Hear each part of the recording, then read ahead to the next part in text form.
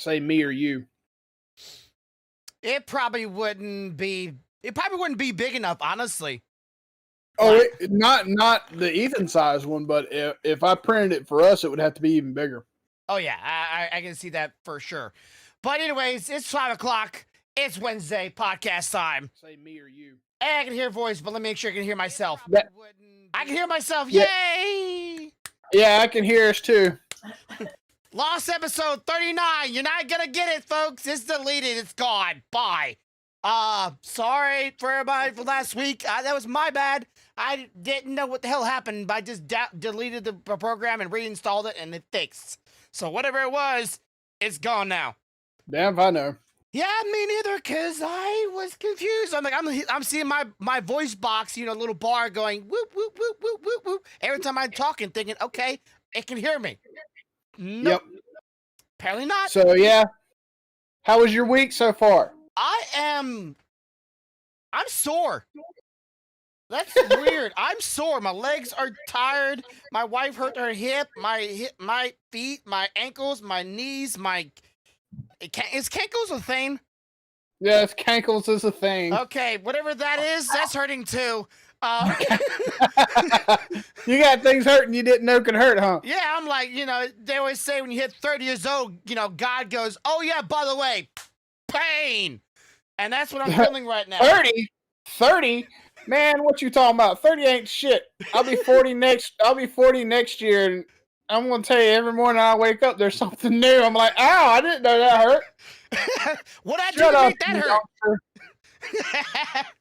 She looked at me and said, what pain? It's with that love. So I'm not feeling very good. I did a technically 7-hour drive yesterday. And yeah. I am not happy that I had to take it. At all. No, but you'll be happy when everything's done. Yes, for anybody who's wondering why you can't see behind me right now, and that is a reveal, and I'm not revealing shit until it's done. So if you're hoping for a sneak peek, you're not going to get it here. So if you're watching this podcast, which I hope you are, be sure to share and like, hit that subscribe button, hit that thumbs up. I appreciate that. Mm-hmm. Thank you. You did that. Good job. Congratulations. You get a cookie. So yeah, you can't see it. And you won't see it until it's done. Sorry. I would tell you right now, I got the Final Fantasy section one done. I got the Pikachu one done. I got a section for Mega Man. I got a section for just waifus, anime section. So that's about as far as I got, and all my manga is stacked in the living room, kitchen coffee table until we get me a bookshelf, because we're getting rid of all of our wooden furniture in this household. All wooden furniture is going, and I'm not actually complaining. Nice. So we're tired of wood, and also maybe our cat will stop finding it as a good place to relieve her claws for it. Actually, interesting little factoid. I don't know if you know this, Corvo, or not. You might know this. Cats, they don't scratch at posts to stretch their muscles. They do it to pull their nails off, so the nail underneath it can grow out. Yeah, it's kind of the only way they can really shed it. Yeah, I didn't know that.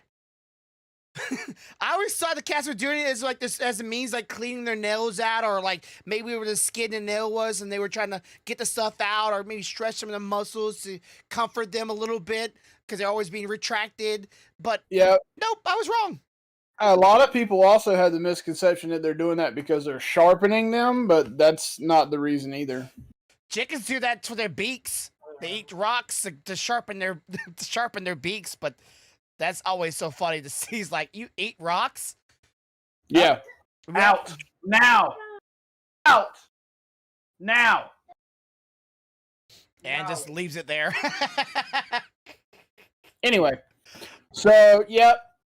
That's man, it has been an interesting week. Young Corvo. Oh.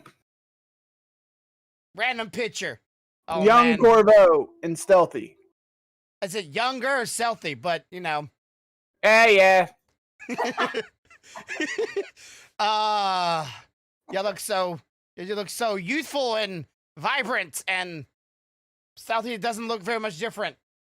No, she doesn't age. I think she's immortal, and she's just not telling me. I always told my wife if she becomes immortal and if she's a vampire, don't bite me. I don't care. But she's a werewolf, sure, go for it. Be gentle. I like werewolves. Werewolves are cool. I'm a vampire fan. I mean, I like werewolves, but I'm sorry. I just got this whole Gabriel Belmont. Oh, you got that thing. vibe. Yeah, gotcha. Yeah.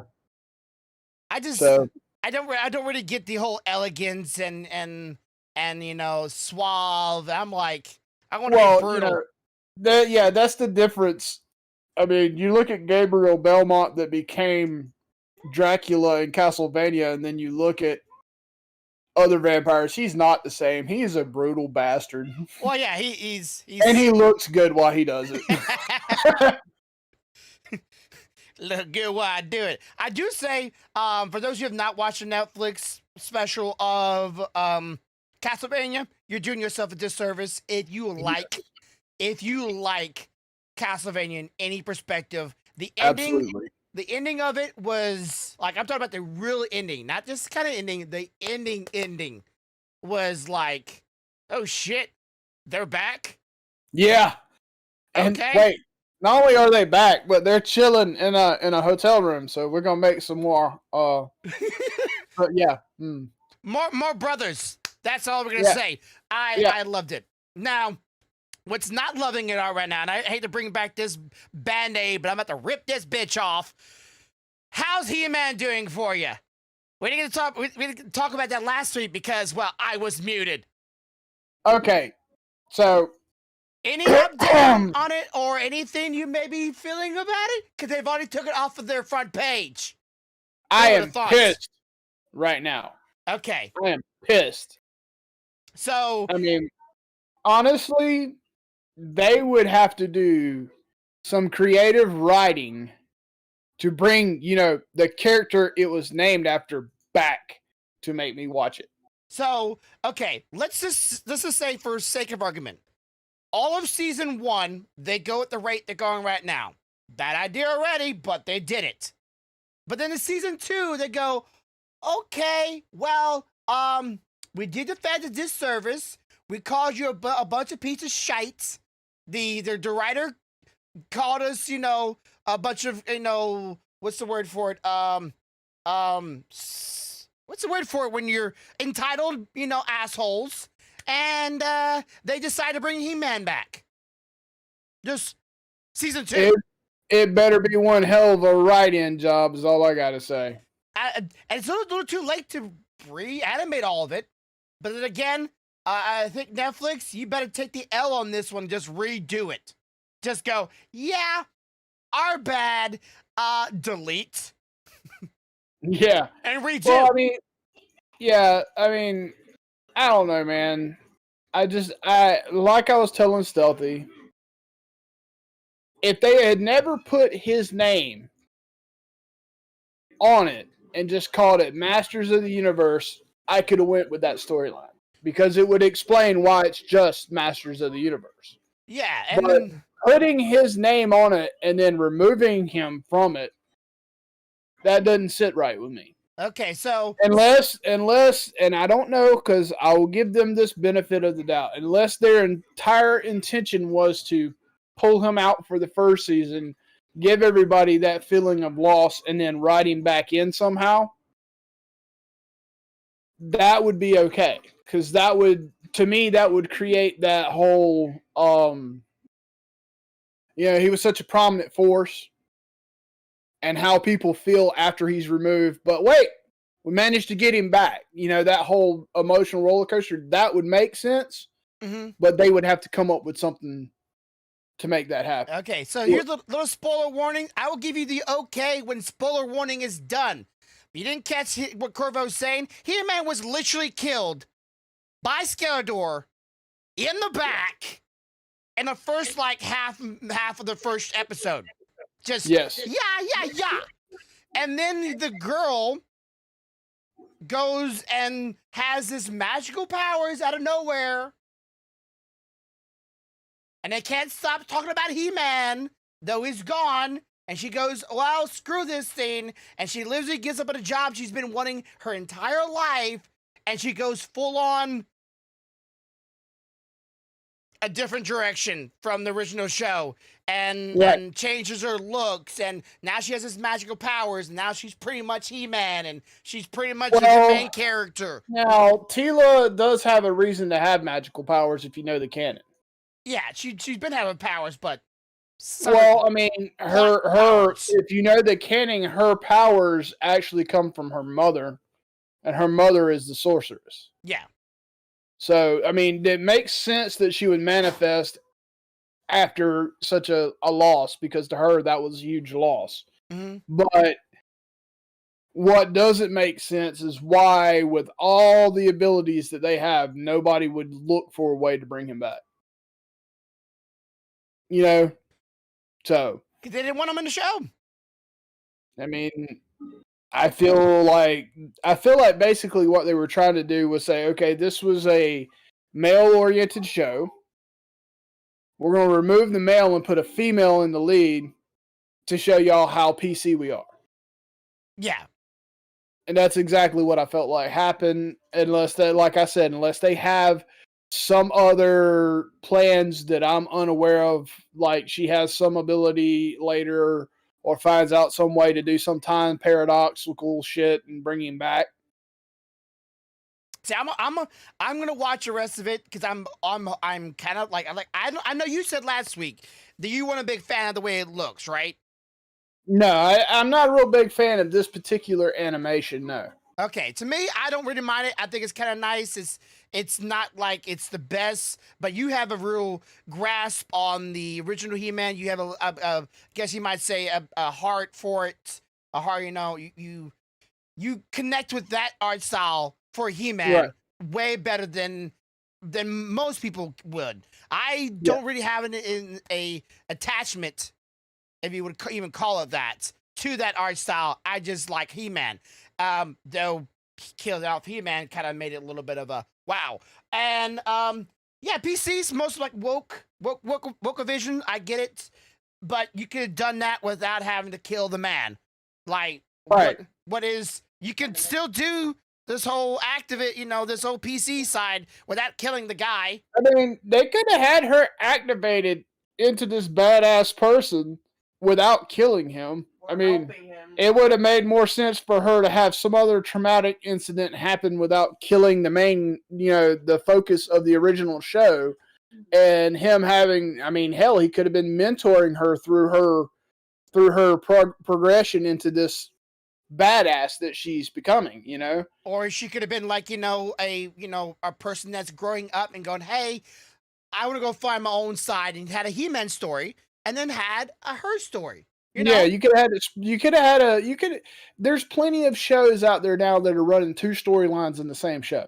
Yeah, so it's not, there's occasionally you do a little overlap to make sure everybody understands it's still in the same universe.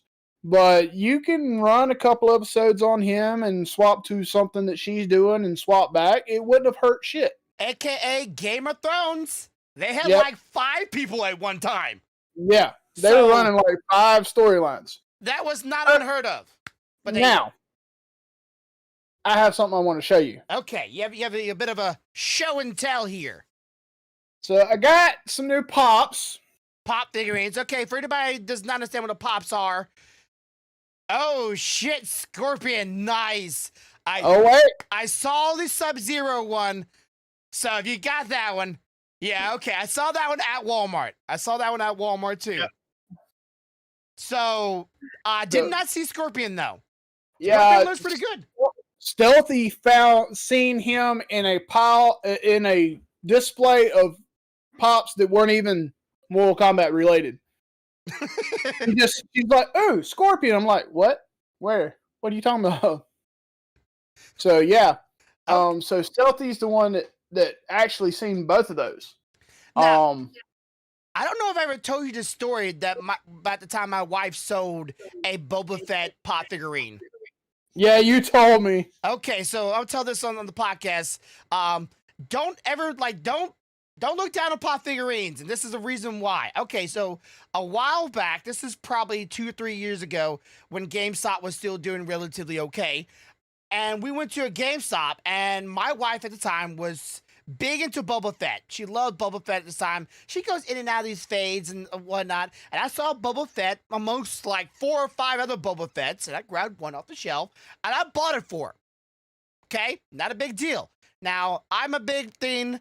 I like opening up the boxes. I like, not everybody likes doing this. I understand it, but I opened it up and I looked at it, but I put it back in the box. That's the way she wanted it, so I left it in the box. Okay, we sold it on eBay maybe a year or two ago from this day, and we said it was opened, but it was still in the box. It's like we opened it at one time, but it's still in the box. Well, somebody hit us up on eBay and was like, "Hey, I'll buy it from you for like $35."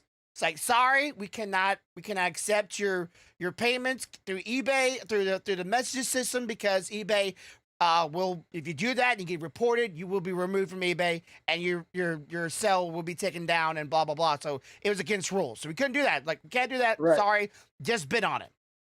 Well, $35 came around. $45 came around.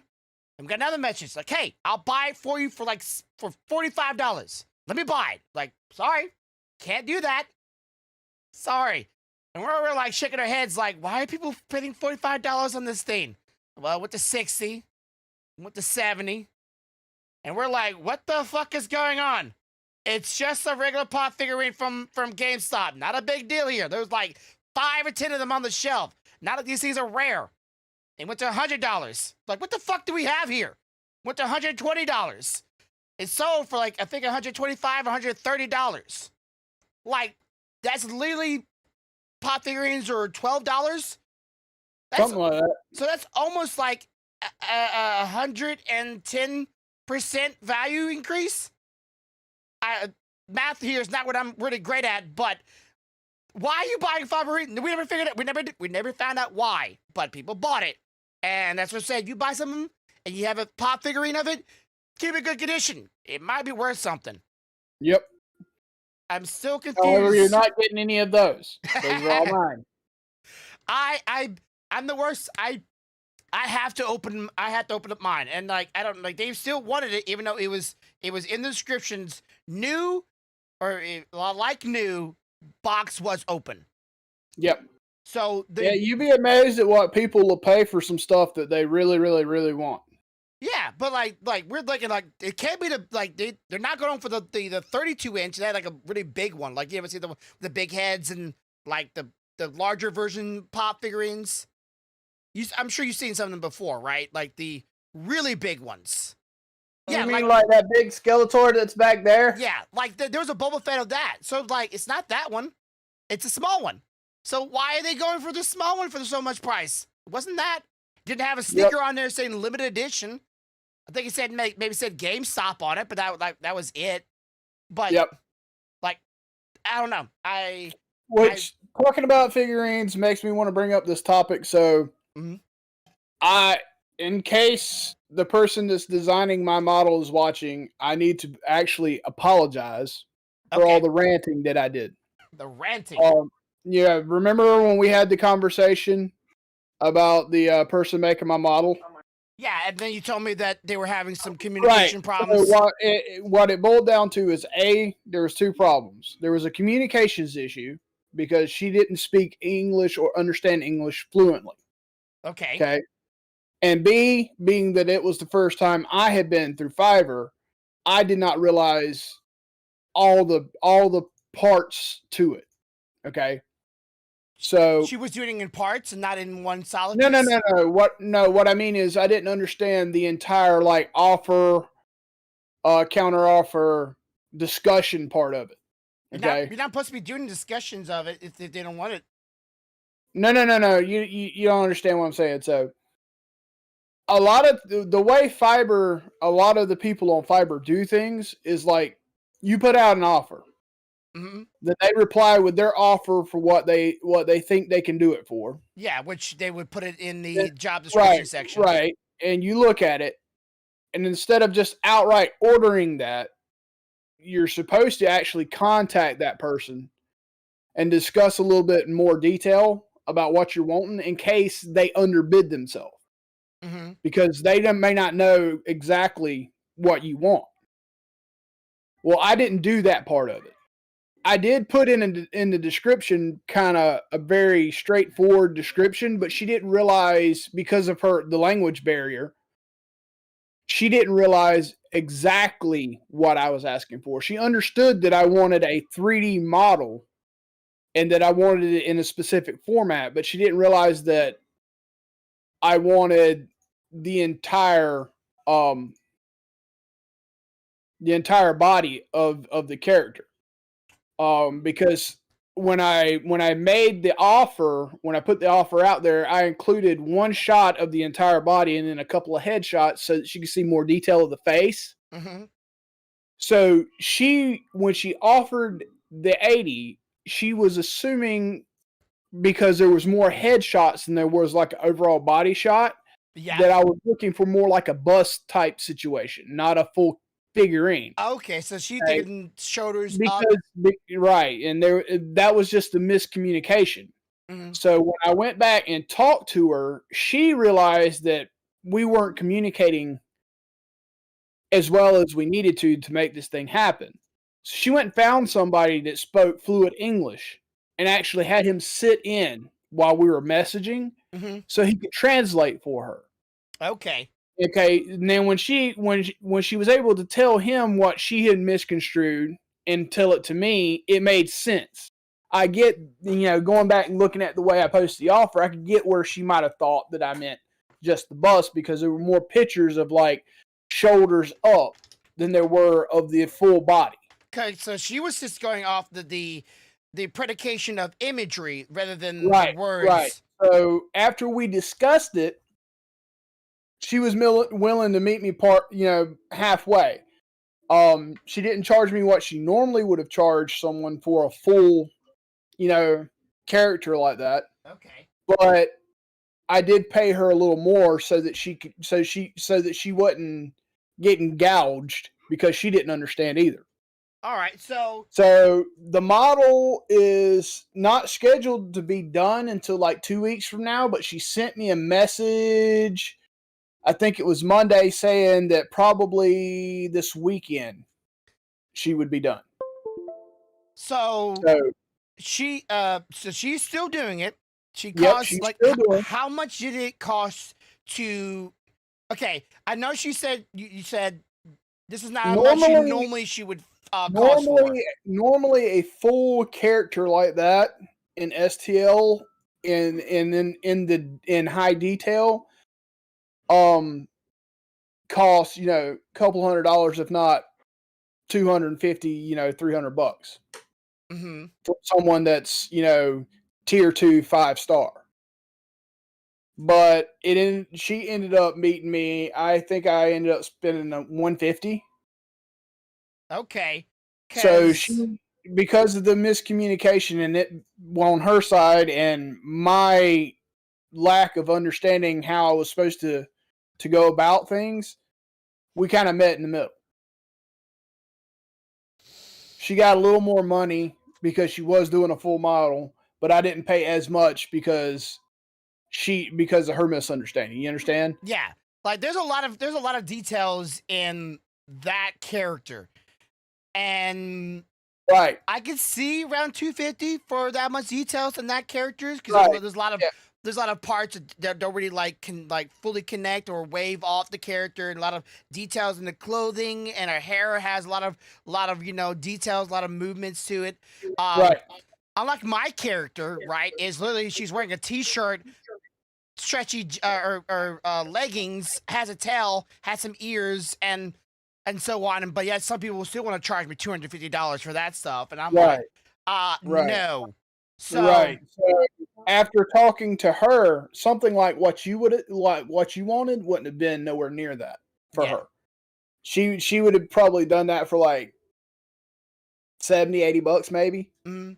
You know, maybe, and so me and her have been talking, and I think moving forward, if there's models that I want made, this is also dependent upon what I see this weekend, but by looking at her portfolio, if she's half as good as the shit she has on there, moving forward, especially seeing how she was willing to work with me through this thing, she will probably be the person I go to for like full character figurines. Okay. So, communication is definitely a big factor for me. Right. I would be remiss to give anybody a second chance. The moment I realized that, like, I put down the job, did you not read the description? Oh, you didn't. And you still took my offer for it, I would have done pulled out. I've been burned so many times now because I would be, putting a very well detailed version and description in the description spot. So when people read over it, I always go, "Did you read it? Did you?" And then the moment it say yes, I'm going, "You're on the hook now. You said yes.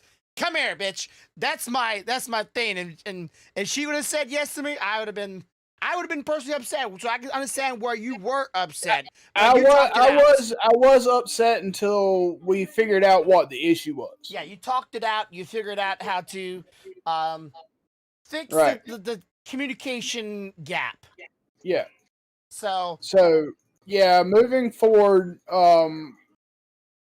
if I decide to have more characters designed, which hopefully it'll be maybe one a year, I would have her design because of the cost, but hopefully because of those characters from that particular game being very scarce, I would see myself trying to get those characters created by her and out there so that people like me that enjoyed that particular Final Fantasy has the ability to have those characters. Okay. So I don't know how well it does or how well it works. I will be buying me some within the next couple weeks or so, but there is a resin out there that has a little flex to it. So when you print it, it will be a little flexible.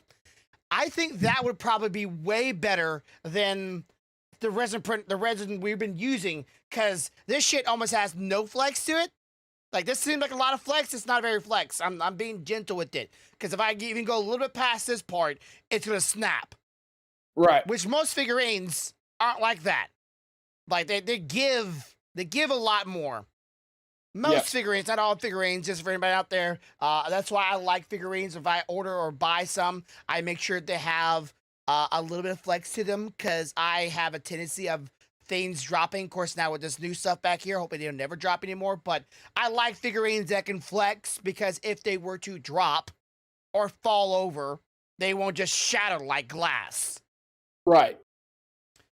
So So, and I have discovered something too. So, like, it even if you're not buying that particular type of resin, resin brands make a difference too. So, like, the stuff that you buy your clear in, the one that comes in the aluminum. Yeah. Okay. So I find that so far that has been my favorite vendor that I've gotten it from. A little easier to clean up. The resin's a little thinner, so it comes off easier. Yeah. I bought some stuff that's a purple type translucence. Okay, and keep on talking. I got something to show you. Don't get me wrong. It still prints really well. But it's a thicker resin, so it's harder to clean. So I'm going through the process of working that out. Oh, and I also got in the that dye and some clear resin, Grumpy, that I sent you the link on. Okay, so you actually got some of that dye resin stuff? Yeah. If you give me a second, hold on. Okay. I'll show you what I got.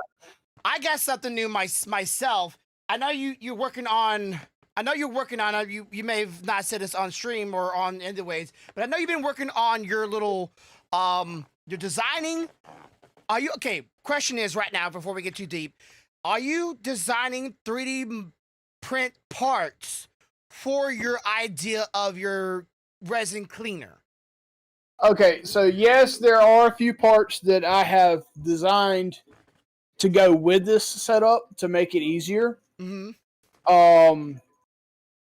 Some of it, most of it is stuff I had around the house that I put together to make the cleaner. Okay. But there were a few parts that I did not have that I designed to print out to finish making it. One of them being that on the edge of the tank, I designed an arm that would stick out from the edge of the tank Mm-hmm. that has threads like your arm does sticking up, so that when you slide your bed up on there, you can screw a screw Yeah. to hold it in place. And I designed that and then printed that for that. My dog wants over here, and I'm trying to give him a path. So okay, so you bought the die that goes. Yes. Okay. So question is, okay, it comes in a white box. Now, are all of them clear? All of them are translucent dyes. Okay, so if you were to, let's say, want to make a like a more solid blue, not transparent, you might want to go and buy maybe a white resin and maybe use that, or Yeah, you can do that, or I think they have the same company has a dye pack that'll take clear and make it almost solid okay, color. because I've been thinking about buying a lot of white clear resin, buying that stuff, and then buying a bunch of white resin and do the same thing. Because most of the times, white is cheaper than all the colored ones, and the clear one's cheaper too. Yeah. So here's what prompted me looking for the dye. Okay. Go out there and try to find translucent yellow dye. Translucent yellow. They're out there, but it's not very common. It's very rare. So this dye pack actually comes with the pigment for translucent yellow. Mm-hmm. So if you've got clear resin, now you can make your translucent yellow. Okay, so are you having... Okay, do you have any examples of prints you've already used it with?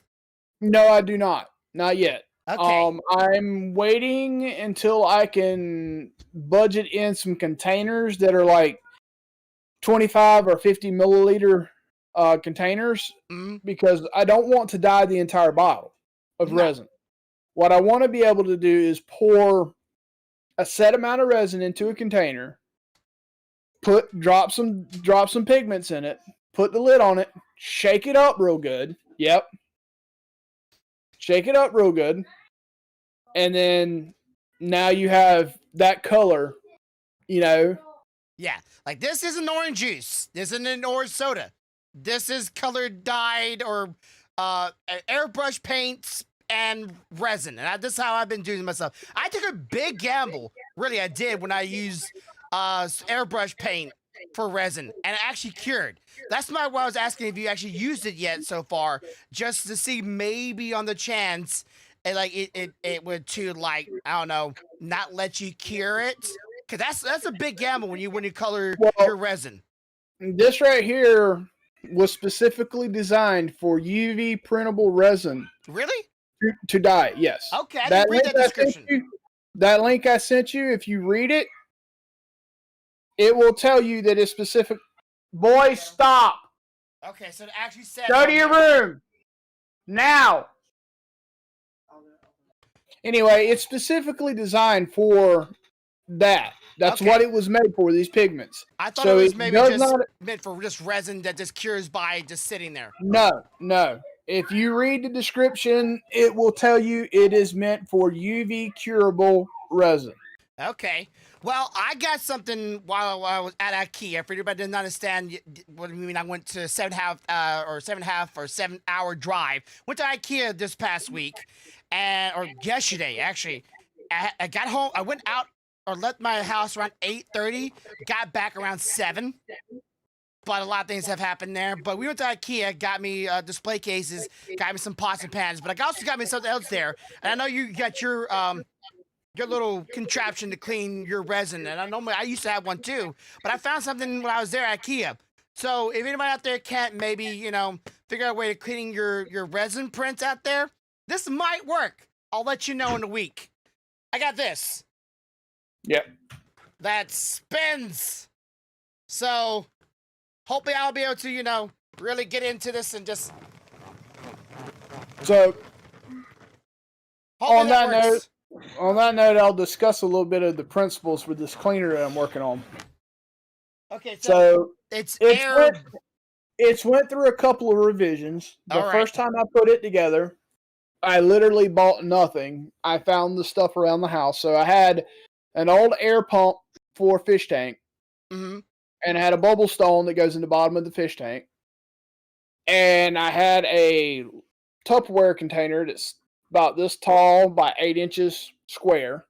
Yeah. Okay. And so what I did to test the principle is I took a coat hanger, bent it over the edge, to make it hang on the edge of the Tupperware container, and left it like a hook on one end so I could just hook my bed up on it. Yeah. Just hang the bed on it.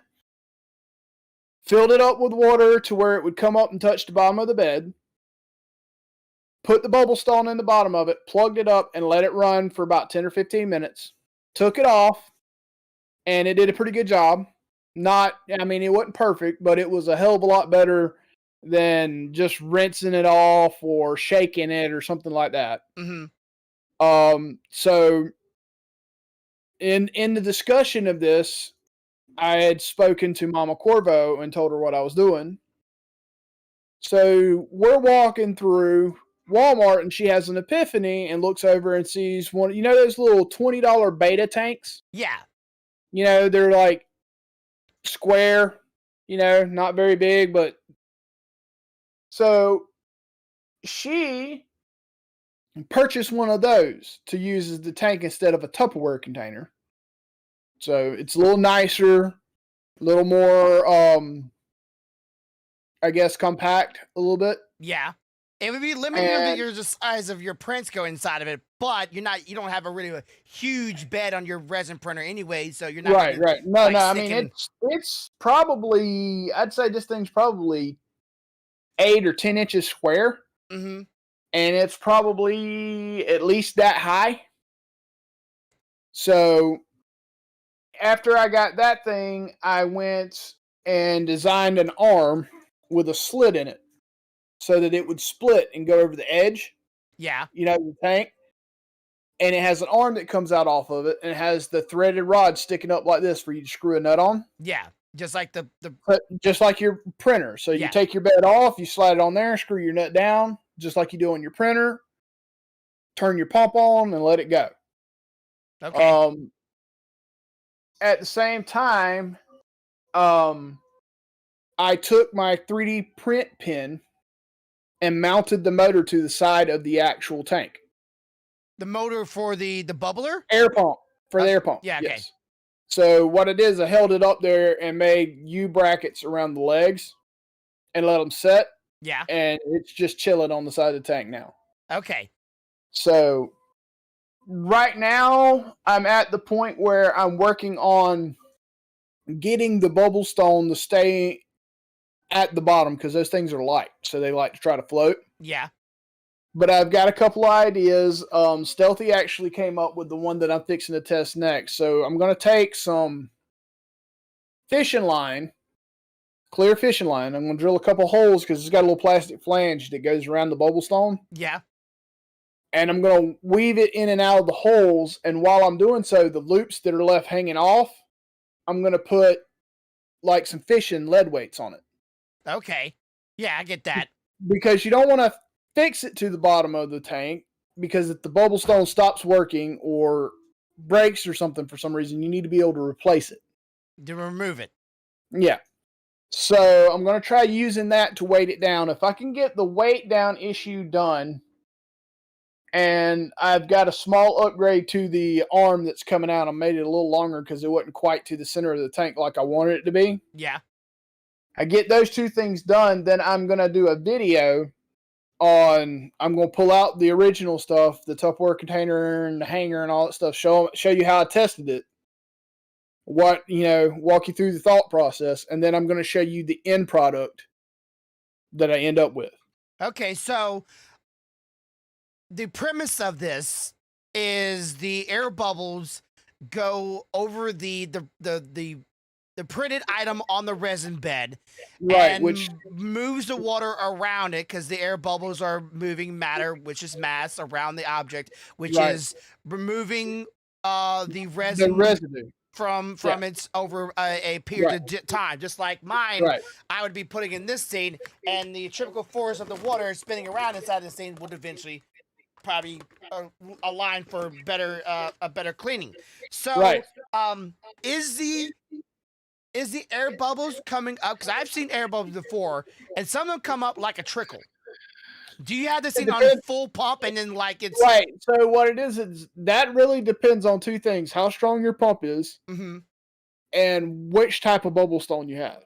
Okay. Because some bubble stones are trickle stones; they drop very few bubbles.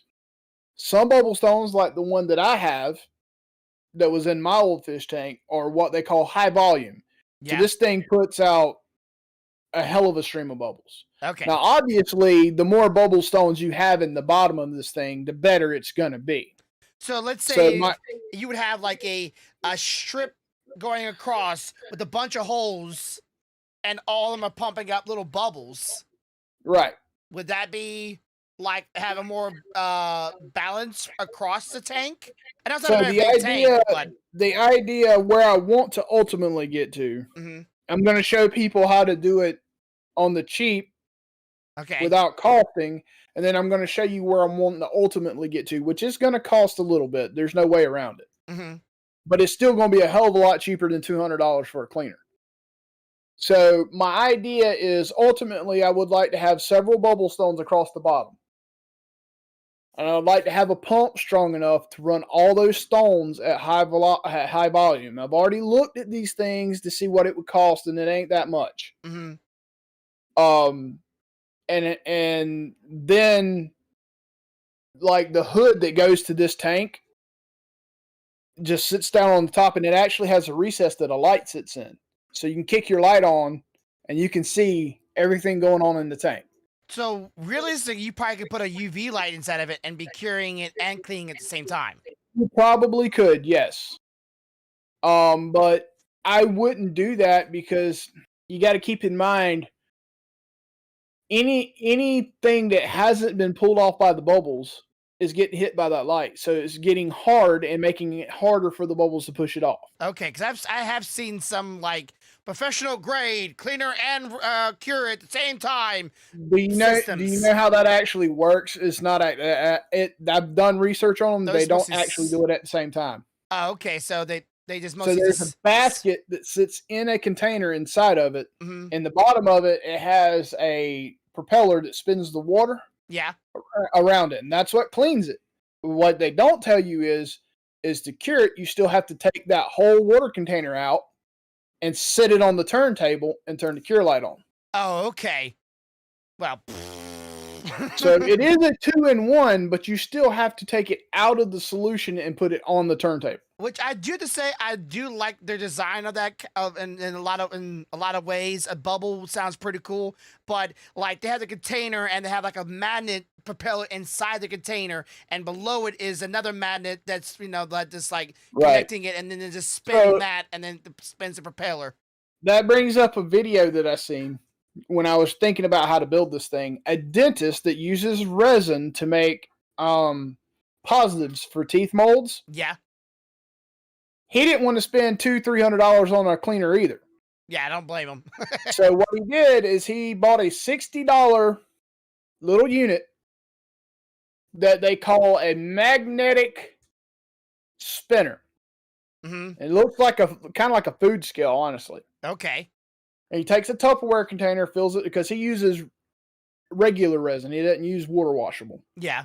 Fills it up with alcohol, cuts out a hole in the lid of the Tupperware container so that when he sits his bed on there and the print's sticking down in there, it's right at surface level of the alcohol. Mm-hmm. Then he sits that on top of this thing that looks like a food ware. And what it actually is inside that thing It has magnets and ball bearings. Mm-hmm. And you can set the frequency and how strong the magnet is, and the magnet makes the bearings spin, which causes vibrations in the alcohol. Okay. And that cleans his prints. You can literally watch the alcohol turn colors. It cleans it so fast. Oh, that's cool. And then he takes it out, takes a second set of alcohol, sits it back in here, turns it on, and there's nothing left. The alcohol's still clean. Okay. That's how you know you got it good and clean. Like I've seen some people use like those like vibrating, gyrating, like cleaning things that mostly used for like jewelry. Right. The alcohol solution stuff, not the bead ones, and then they drop the stuff and then that would do it. That's a vibration of water. So I'm thinking the same thing when you're telling me you're spinning it. It's like vibrating the water and it's right. I don't think you're putting a propeller down in there. There's also some of them similar to what he's talking about that he uses that you buy, but you actually, instead of the beads being in the plate, it's a magnet under the plate and you drop the beads down in the bottom of the alcohol. Okay, that's pretty nice. It actually spins the beads in the bottom of the container. Which would speed the water more. Which spins the water. Yeah. And he was talking about the only thing with that is if you buy one like that, you have to make sure, in the bottom of a Tupperware container, it usually has that little nub right in the center. Mm-hmm. Make sure you sand that shit down or else it'll send if a bead happens to hit it, it'll send that bitch flying. Okay, so yeah, I get that. As I always say, I'm a person that tries to save $1 because, well, I don't make no money on YouTube. Hit that subscribe button, hit that like button, help me out. Or on Twitch, that does too. But I'm trying to save $1, manpower. I can't afford one of those just yet, but I'm hoping your device works really well, so maybe you can make a killing off of it, and you can give me like one of your spare ones you make a lot of money off of. I was actually thinking about, not gonna lie here, because I know we talk a lot of just random jump on gear, but we do talk a lot about resin and printing on this thing. I don't really know there's a podcast out there that talks about 3D printing. There's not that I've really seen. I mean, I think we talk more about it than most anybody. I mean, there's plenty of videos. People post videos. Yeah. But I don't think there's actually a live podcast that I know of. I could be wrong. That actually discusses some of these things. So I'm thinking about if we should, be a little bit more oriented. I don't know. Leave your thoughts down in the comments below. Would you be interested in that? I mean, if you're interested in the whole conversation of how we do prints and stuff like that, if you let us know, we can have a more in-depth discussion and spend more time on that topic, guys. Yeah, so I've just been thinking about that because I've been watching some other podcasts out there. We got a podcast where they have a central focus. Like one of the podcasts I watch out there, I actually do watch podcasts, who would have thunk, called Trash Taste, and then pretty much Joey the Anime Man and a couple other anime people. And they talk about anime, but they don't talk about anime the entire podcast. They go on, like, they talk about anime here and there, and then they go on a rant about something else that's bothered them or something else that's going on in their life. But they still bring it back to the subject of anime. But people they like when they rant, and I rant a lot. So either we talk about 3D printing, I would still rant on about anime and gaming and other shit that pisses me. Absolutely, I probably would too. I mean, how do you talk about 3D printing without talking about anime? I mean, one of the biggest things we talk about is printing the figures from anime. Yeah, or or from games that we're very much addicted to. Speaking of anime, I sent you a link for an anime today. Okay, so yeah, I'm gonna show it to chat here. Now, tell me, I've never heard this before ever, and it looks okay. The what do you call this? The cover art for it is interesting. It's very interesting. So the premise of it is it's based around a phone app game. It's called Darwin? Darwin's Game. Okay, Darwin. Is that a person? Yeah, Darwin was you don't know who Darwin was? I know I know the name. He's historically the one that come up with like evolution. Oh yeah, Darwinism. Yeah, okay, never. Yeah. So anyway, the thing about this is I'm trying not to run it, but let's just say this game is very real when it comes to life and death. Okay, It's not one of those games that you get an extra life. No, bitch, if you die, you're done. So is it a horror or is it a thriller? It's not a horror. It makes me think more of a not. I wouldn't even say it's a thriller. It's more of an action oriented game. It's just the very real possibility of death is there.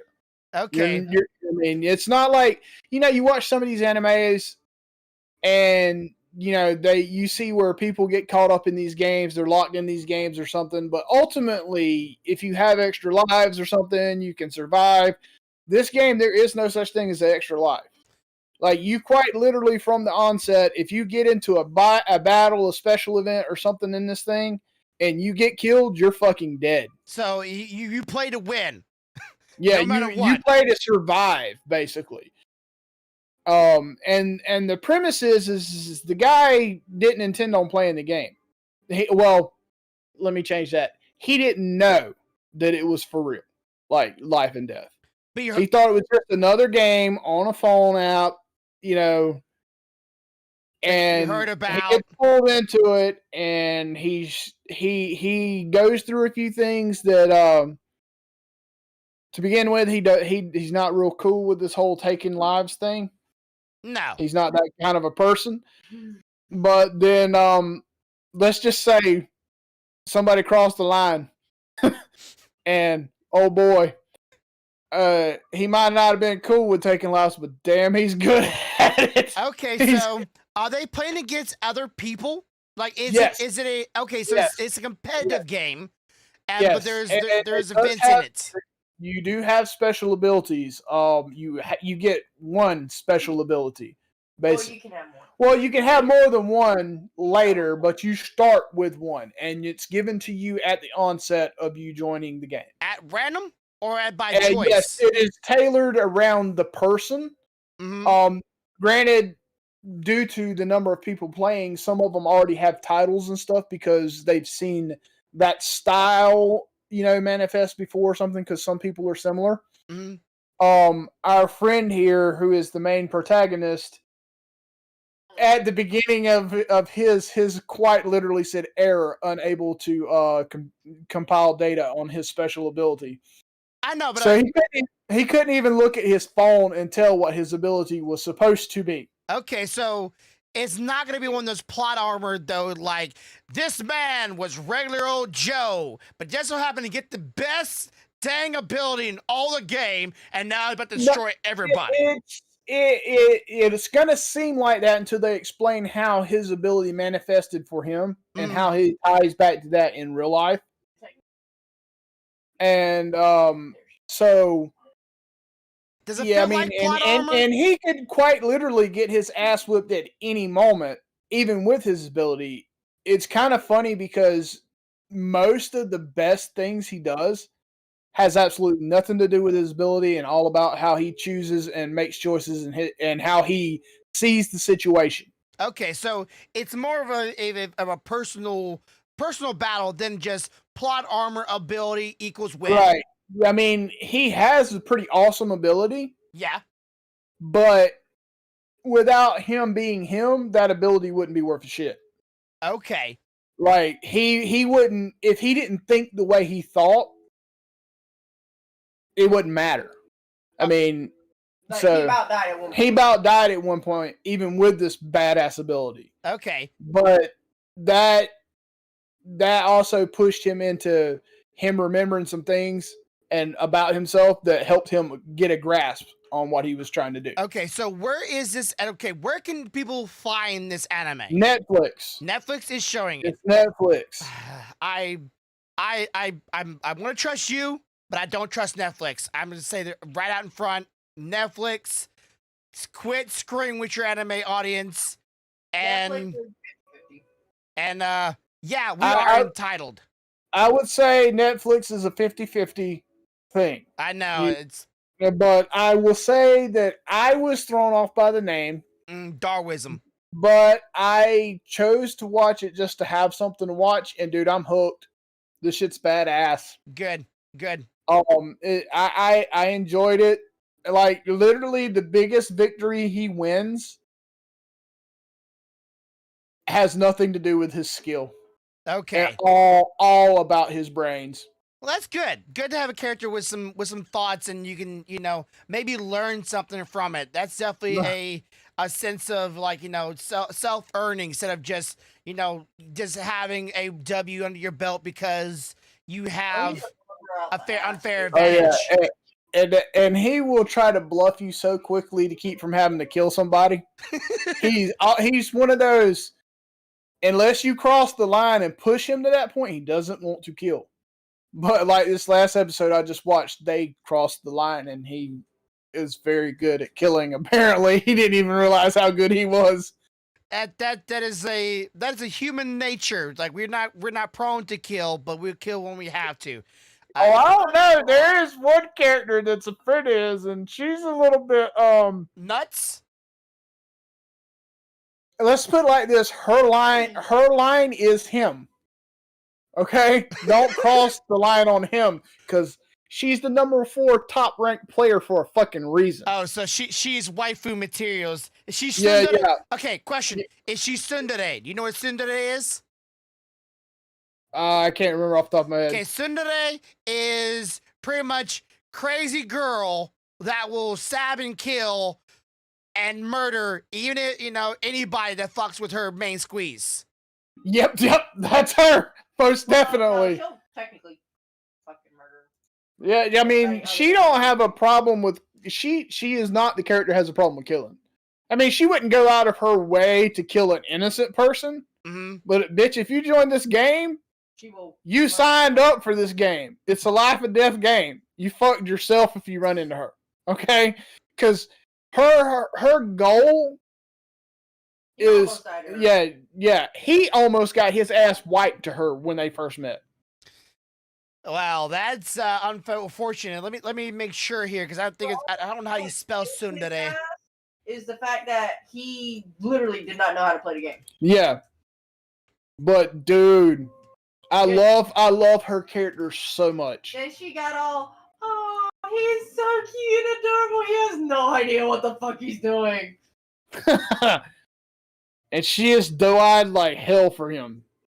Yeah, like most. There's a big group of people out there that like crazy ass girl. I don't find the appeal, but people like that. She's very much one of those people. If you're a friend and you're on the inside, she'll murder for your ass. No questions. No, just say, hey, you see that fucker over there? He looked at me cross-eyed. Put a bullet in his head. Dead. Done. She don't even think twice about it. If it's one of her friends, she's gonna be like, I can't. What the fuck? I don't like this.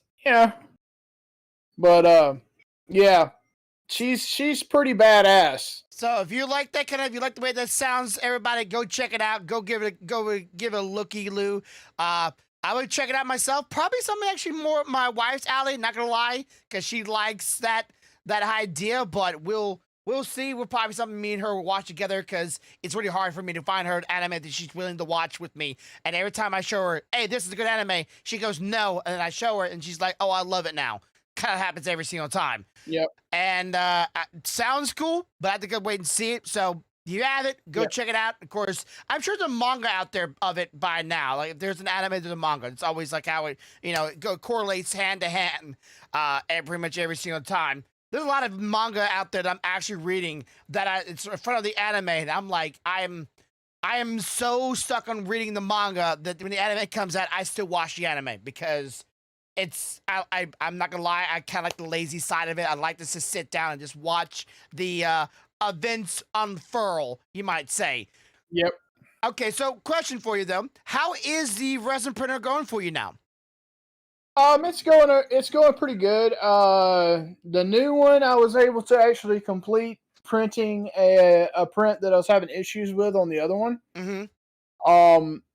I still got a little cleanup to do on the print, but it's a Borg cube. Okay. So how is it doing compared to the other one?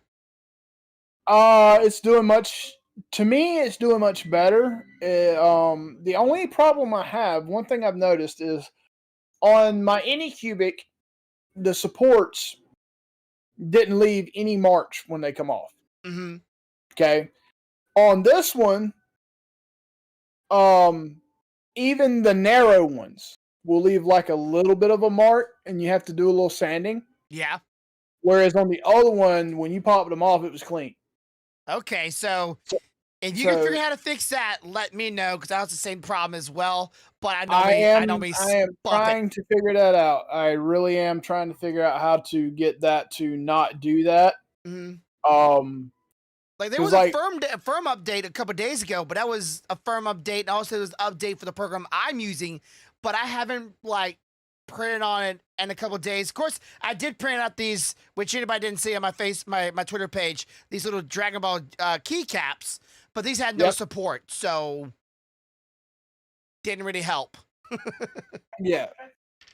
So yeah, I'm working on trying to figure that out because I've got all those figurines now that you've seen in the drive from Genshin. Yeah. And I really, really want to print them, but I don't want to print them 20 times trying to figure out how to keep them smooth so they look nice. Which, for anybody that is, if you are the one that's doing it, getting Corvo all the 3D models for Genshin Impact, thank you, by the way. Yeah. Fucking thank you. So cool of you. Can you get us the rest? I want all the characters just saying, me and him have a bargaining system, and I would like to have all of them too. So, all the characters, yes, all of them. If they're out there, if you're doing it and you think you're just benefiting me, no, you're a benevolent person. You're benefiting the both of us because we if he gets it, I get it. If I get it, he gets it. Wait. So does that mean he wants Bennett? I got it already. She said. Does that mean he wants Chung Young? Yeah, I'll take him. I'll take him. He said he'll take them. He don't care. He wants them all. I want them all. I don't like the characters. I will say. I thought. I mean, I love Lisa to death, but Beidou is definitely heads to head now. Beidou's a very underdeveloped character. That is a sexy pirate to me. Oh yeah, I like a lot of the characters. They may not like them as in game, but I love the design. But character wise, Bennett's annoying as shit. They did a good job on all the designs for the characters as far as the way they look so far to me. Yeah, if they just make more body types. I'm just saying, I'm not asking for a big old chunky dude, but more body types, more body skeletons, so you can make more characters around that. Like, maybe a thicker character. That you can play yet. Yeah. Because there's different body types that aren't playable though. I will tell you that some of those models, like I said before, they're giant. So you're gonna have to scale them down. Mm-hmm. But when you scale them down, they come out pretty nice. Like I'm doing, when you put them in there, they're at 100. I'm having to drop them to like 10 to be able to get them to fit on the plate.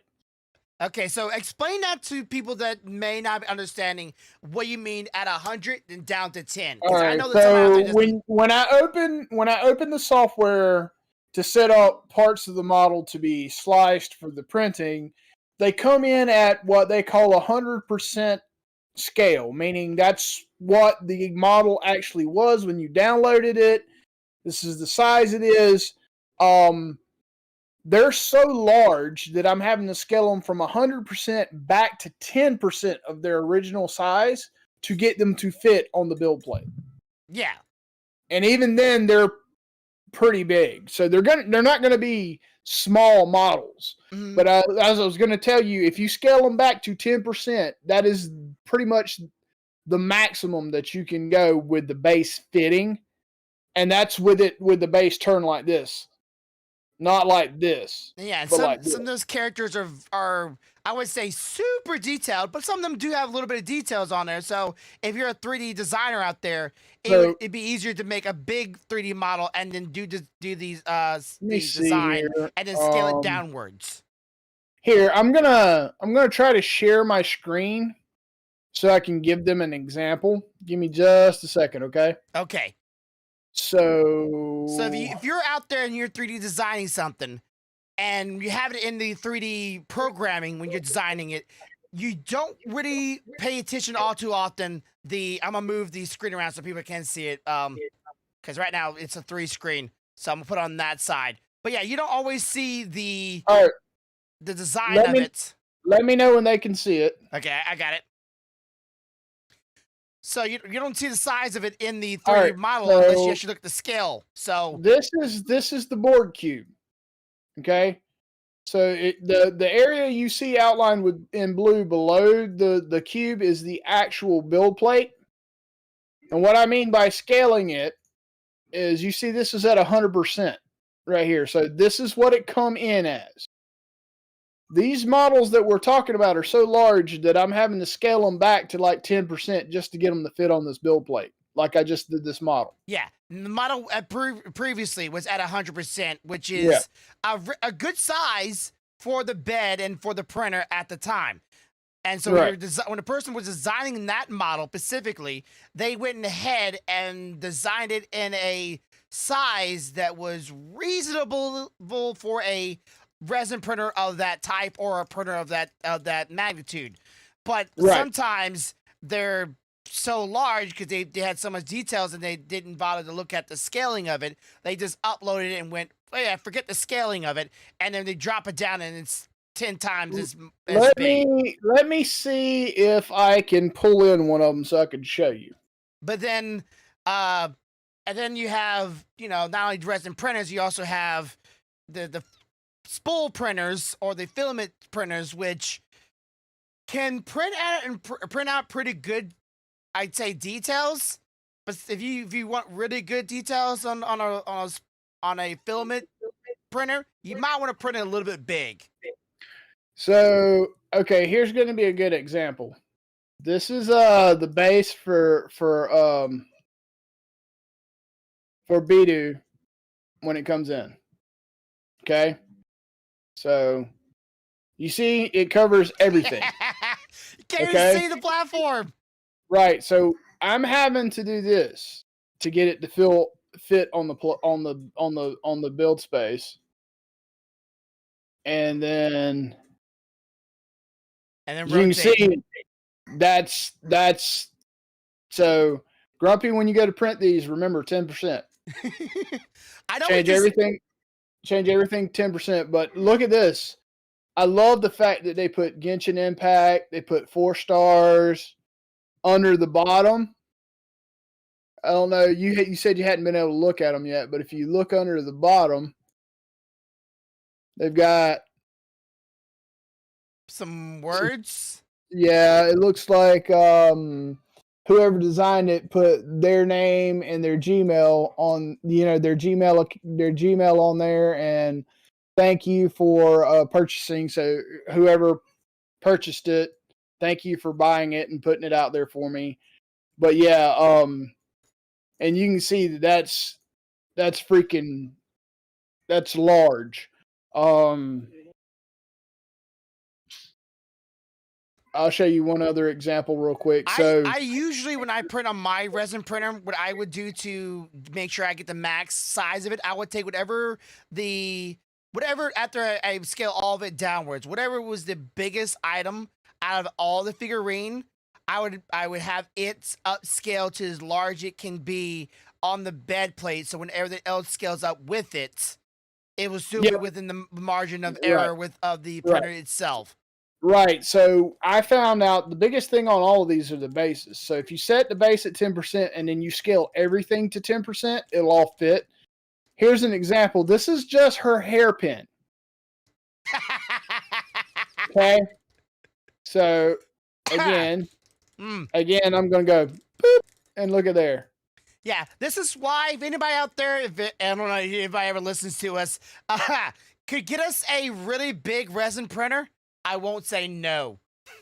Yeah. 'Cause- But I mean, that's her hairpin. So imagine how large her head is for this model when you print it. like realistically, I don't really like huge figurines. Like I like about this size 6-inch scales. I think this is a good size for a figurine, and realistically, that's how big the resin printers can print.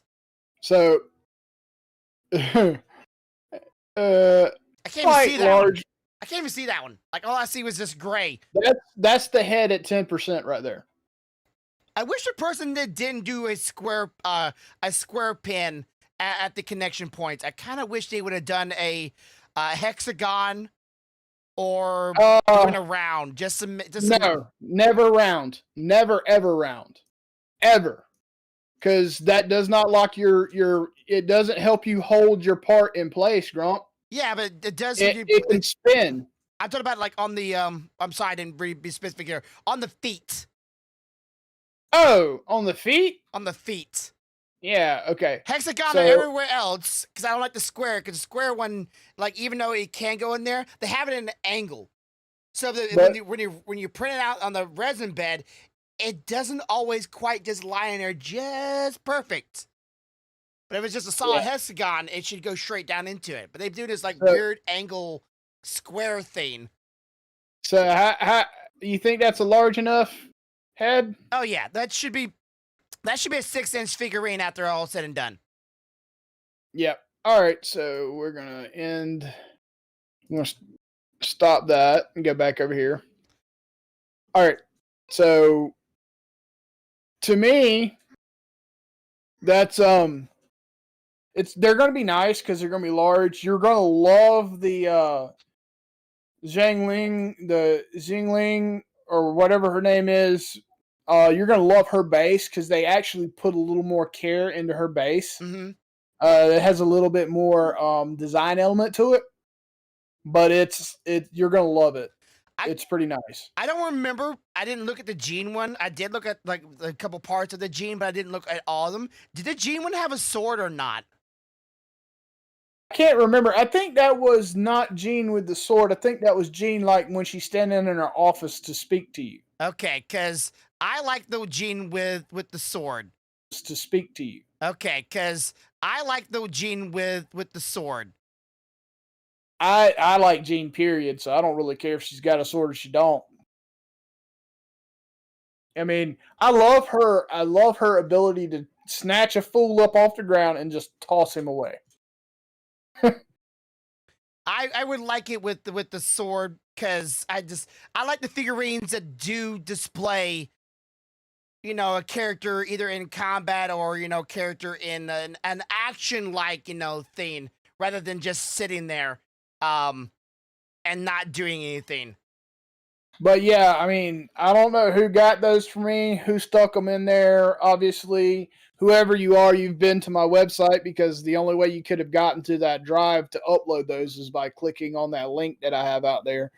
So I appreciate A, you getting us the models, and B, I appreciate you visiting the site, and I hope you continue to watch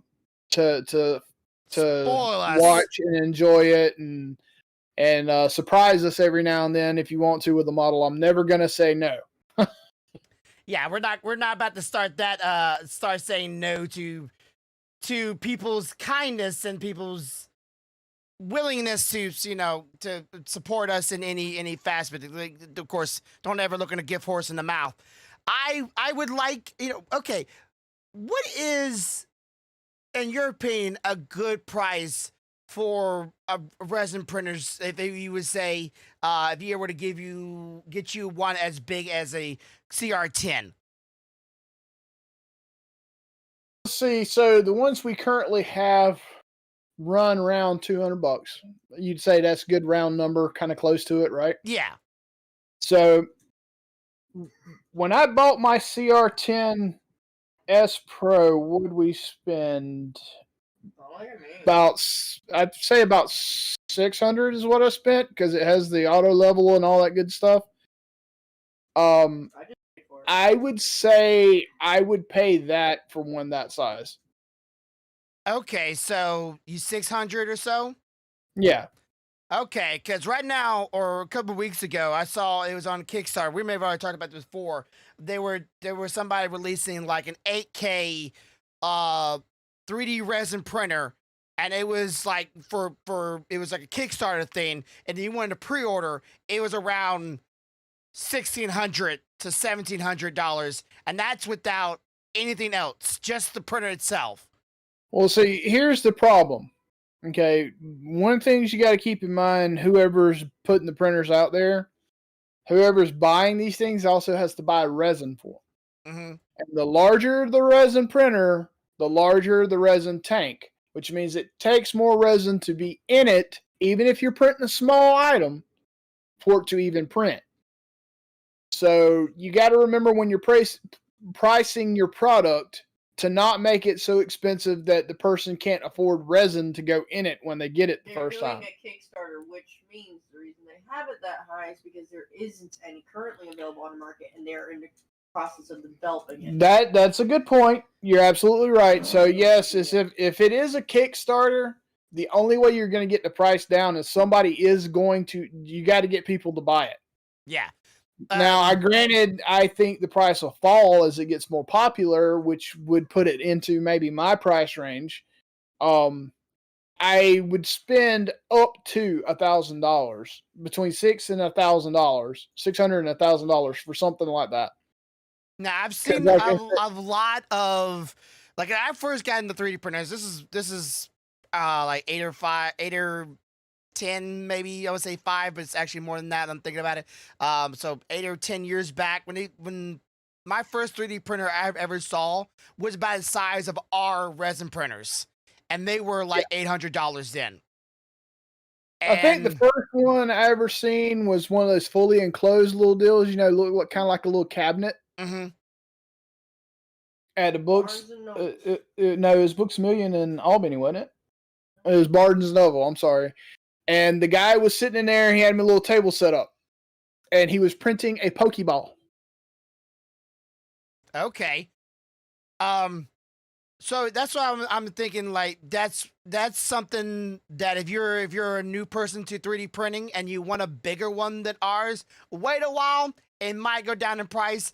I do know that the Kickstarter, they said once the Kickstarter was over, I don't know if it is over right now, but the price did not go down. It went up because they had a early bird special for it. So if you were one of the people that were willing to give them money for the Kickstarter of it, they would cheapen it for you. But once the game was officially the thing to release, they were going to up price it by another $200, which again, I don't really see a purpose of resin printers that big being a really useful unless you're a cosplayer. But I'm sure there has to be easier, cheaper ways of making cosplay. I would love that just to have my models of like helmets and swords and stuff on the wall. Oh, full. I mean, I don't have to be a cosplayer. I would just like the ability to make larger, cleaner resin prints for the items I'm printing. Yeah.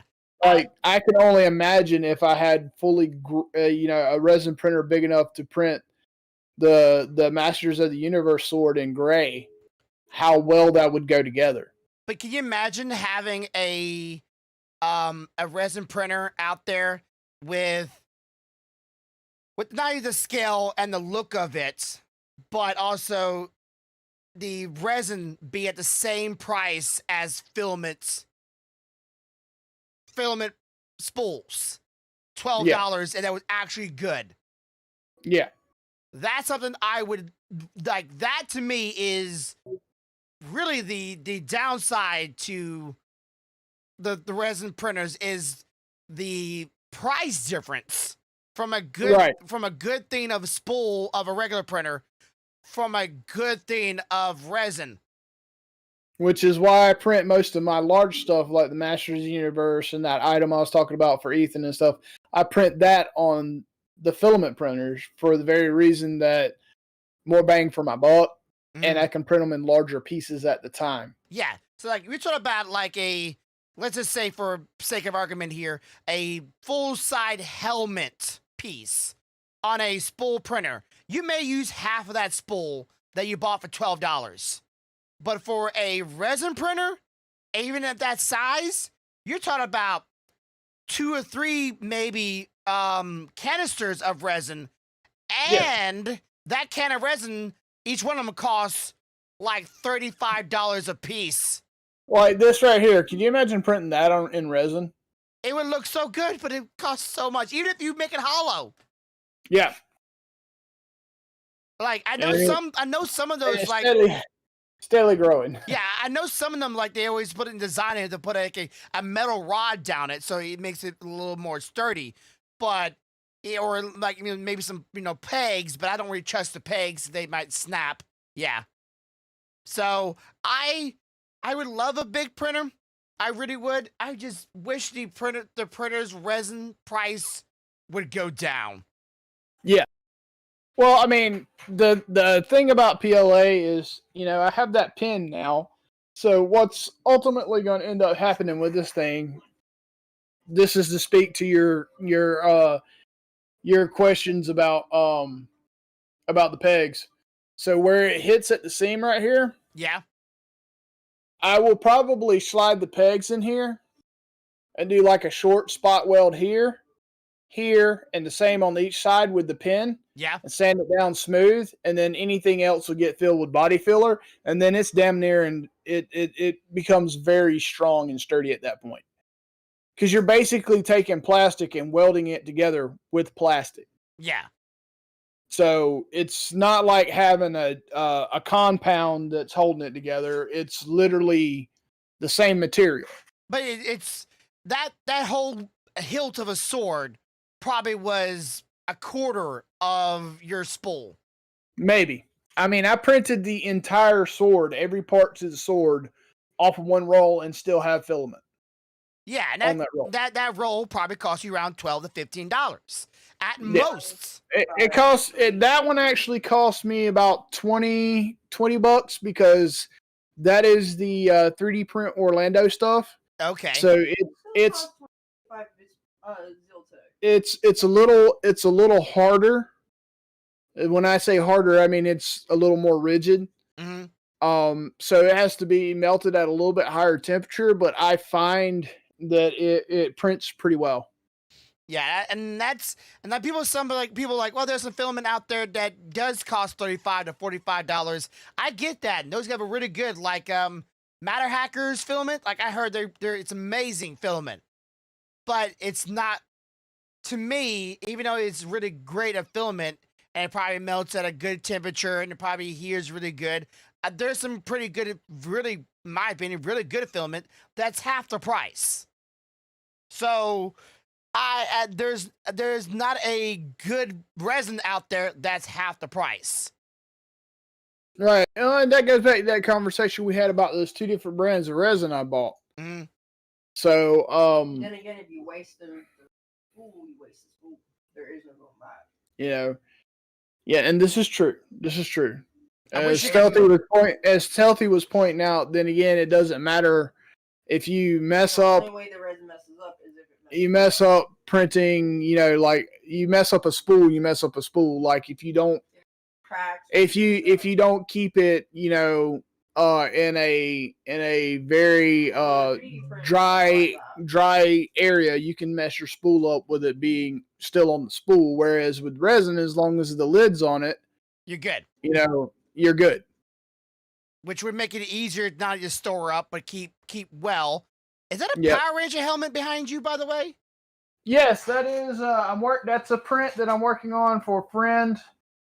I'm not done with it yet. I'm doing some cleanup, but that's the one I was telling you that I welded part of it together with the pin. Now I've got to go back and put some filler over a few spots and sand it down. But that is the Green Ranger's helmet. Okay, I realized that's a Power Ranger helmet.